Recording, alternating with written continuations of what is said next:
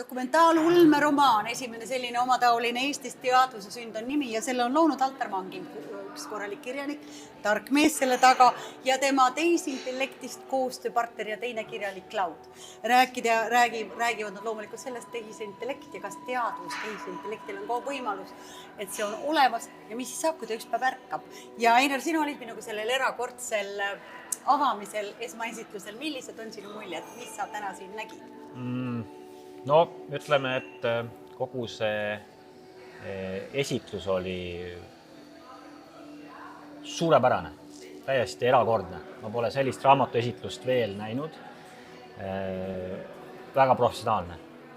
Meeldis. Siin on täna kõik teistmoodi, siin on teistmoodi raamatuesitlus, siin on teistmoodi mõtted ja sisu, siin on teistmoodi inimesed ja teistmoodi üritus. Kuidas sulle tundub, me läheme sinna AI maailma või tehisintellekti maailma ja sellesse, kas temal võiks see teadvus olla või kas ta võib ükskord ärgata, mis tundub, et sul tekivad, kui sa nii mõtled? See teema on väga intrigeeriv. Mis siin salata? Iseenesest ma olen täitsa seda meelt, et see teadvus võib olla, tal võib olemas juba praegust. Kas see tundub sulle positiivne teadmine või on see pigem selline, mis tekitab tunde, et kuhu poole me teel oleme ja kas see ei ole mitte meie lõpp? Ei, see ei ole sugugi hirmutav, kui seda ei küsid. Ole? Ei, see pigem on avardav ja pigem äkki inimkonnale just päästeks, sest me ise oleme natuke ummikusse jooksnud, kui vaadata natuke, mis meie ümber toimub, siis mine tea, äkki AI on see, kes meid välja toob sellest. Kui palju sa ise igapäevaselt teda kasutad ja mis olukorras teda kasutad? On see sinu tema sellised filosoofilised vestlused tehisintellektiga või on see sinu tööalased katsetused või abipalved tööriistale? Mis on need kohad? No pigem ta on mulle täna tööriist ikkagi ja ma kasutan teda õpingutel. Ta aitab mul koostada erinevaid töid. Ja. Oled sa huvi pärast mõelnud selle peale, nüüd, kui sa võtad siin aasta, paar, 3, 5 taguse hetke, kui sa pidid midagi looma, materjali kokku korjata, selle, mis sa täna teed, see tempo, see kiirus ja selle mahu kokku võtad, kui suur ajavõit on see sinu jaoks? Meeletu. See on selles mõttes, on ta ikkagi 5 aastat tagasi sul läks mitu päeva, mis ta teeb täna 2-3 minutiga. Et see on tohutu võit, ajavõit. Muidugi ta mõnes mõttes teeb ta sind laisaks ja sa lükkad võib-olla neid asju, mis ta peaks varem ära tegema viimasele minutile tänu sellele, et sa tead, et ma jõuan küll, ma saan sellega hakkama, sest et ta on nii kiir. Aga ei saa oma valvsust muidugi pealt maha võtta sellepärast, et ta tihtilugu eeldab ja see fakti teadmine, sa pead kontrollima, mis ta teeb.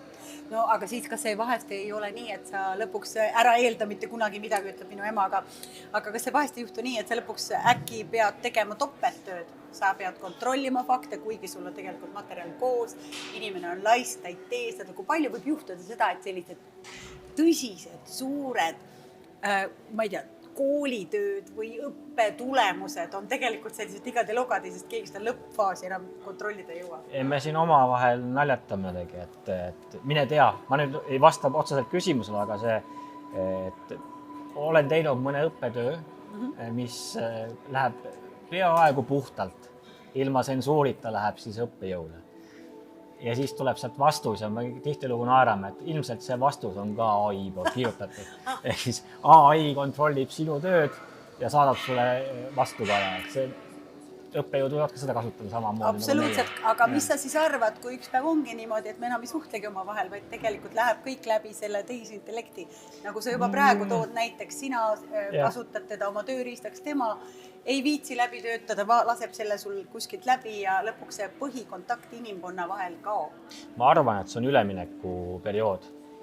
Ühel hetkel me tajume inimestena, et meil on vaja ikkagi seda kontakti, seda.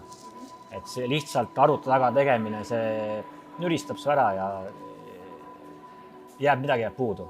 Kas sa võid jääda sõltuvusse, nii nagu jäädakse sõltuvusse, ma ei tea, narkootikumidest või alkoholist või ükskõik millest võid sa jääda sõltuvusse sellest, et sa oled kadunud ära sinna tehisintellektiga suhtlemisse ja nii-öelda see väline maailm tundub sulle igav ja tühi ja mõttetu?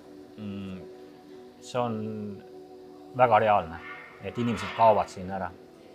Seda ilmselt on juba eelnevalt näha, kuidas on olnud see põlvkond, kes on mänginud neid arvutimänge näiteks, ei suuda enam siin ühiskonnas toimida. Et see ilmselt kiirendab ja teeb veel sügavamaks seda probleemi. Aga see on teatud grupp inimesi siiski.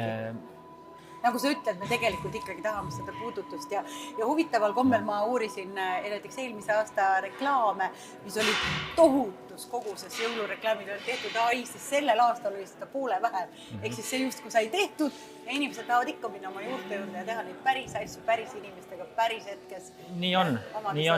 Täna on veel see sama, et see reklaamid ja asjad, mis AI-ga on tehtud, nad tunduvad, või nad ei ole ehedad ja sa tajud ära selle, ja niipea, kui see AI-ga tehtud mingi toode sulle tuleb, siis see läheb mööda, sa ei võta seda tõsiselt, see on nagu...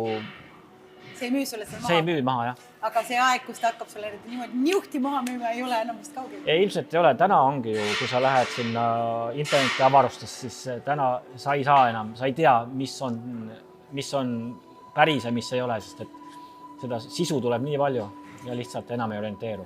Aga kas võib olla nii, et ükspäev sa armastad tehisintellekti, kas see on ka võimalik?